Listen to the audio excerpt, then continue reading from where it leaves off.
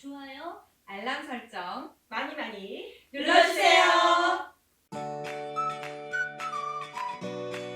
안녕하세요. 녹색소비자연대 은지원입니다. 분쟁오투 시작하도록 하겠습니다. 오늘도 소비자 권익 포럼의 김혜란 변호사님 나와주셨습니다. 변호사님 안녕하세요. 안녕하세요. 네. 오늘은 오피스텔을 계약했는데 입주 지연으로 인하여 계약 해지 사례를 소개할까 합니다. 변호사님 오늘 사건 개요를 한번 먼저 설명해 주시겠어요? 예, 신청인 이승기 씨는 2014년 11월 15일 피신청인과 오피스텔을 5,340만 원에 분양받기로 하는 내용의 분양계약을 체결했고 715만 원의 옵션 공사 계약을 체결하였습니다. 네. 그렇다면 이 사건 분양 계약 및 옵션 계약의 내용 중에서 이 사건 쟁점과 관련된 사항을 좀 상세하게 말씀해 주시겠어요? 예, 오피스텔 네. 공급계약서 주요 내용을 보면 입주 네. 예정일은 2014년 12월 중이라고 표시되어 있고 공정에 따라 다소 변경될 수 있으며 변경될 경우 추후 개별 통보함, 대금 납부 방법의 경우 계약금 20%, 1차 중도금 잔금으로 구성되어 있고 납부 금액은 총 계약금 1,068만 원을 비롯해서 일정이 추가적으로 기재되어 있었습니다. 네.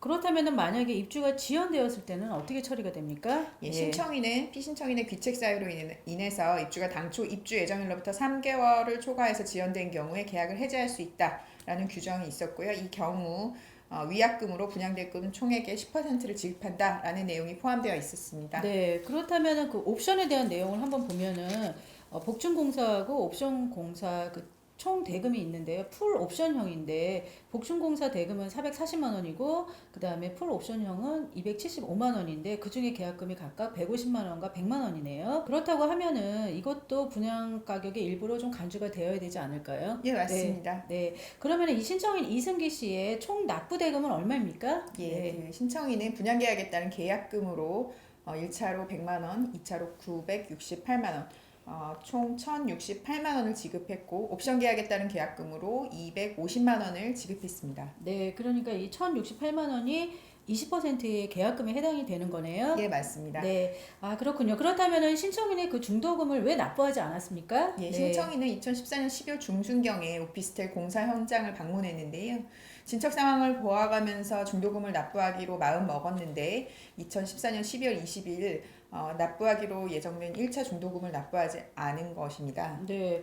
그랬군요. 그러면 2015년 4월 13일 이 피신청인이 내용증명 우편을 통해서 이 사건 분양계약 및 옵션 계약을 해지하겠다는 의사를 통지를 했네요. 그리고 이 내용증명 우편은 다음 날인 4월 14일에 피신청인에 도착했습니다. 피신청인은 신청인에게 이 사건 오피스텔 입주 예정일 2014년 12월 중으로 고지했고 분양 당시 준공 완료, 입주 임박 등의 내용을 강구했음에도 불구하고 입주 예정일을 5개월 이상 경과한 시점까지도 입주가 지연되고 있었습니다.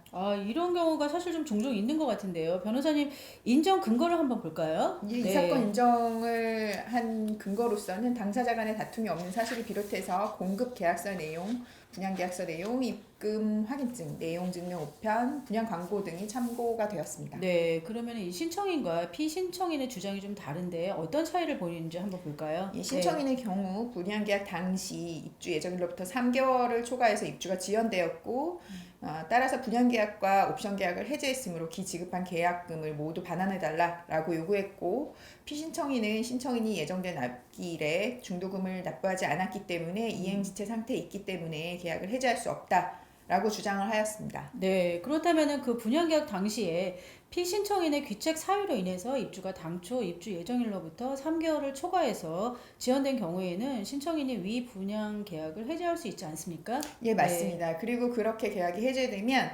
피신청인은 신청인에게 기 납부한 분양대금을 반환하고 분양대금 총액의 10%를 위약금으로 지급하기로 되어 있었고요. 피신청인이 입주 예정일을 2014년 12월 중으로 정했음에도 입주가 지연된 사실은 모두 인정이 되었습니다. 그리고 피신청인은 이 사건 공급계약서 입주 예정일 안에 날짜를 쓰지 않고 2014년 12월 중 공정에 따라 다수 변경될 수 있으며 변경될 경우 개별 통보함이라고 기재했는데 공사 진행상에 따라서 입주 예정일이 변경할 가능성에 대해서 미리 예정을 하기는 했으나 2014년 12월 31일 정도까지는 최소한 입주하도록 그렇게 약정한 것이다 라고 보는 것이 합리적이라고 판단되었습니다.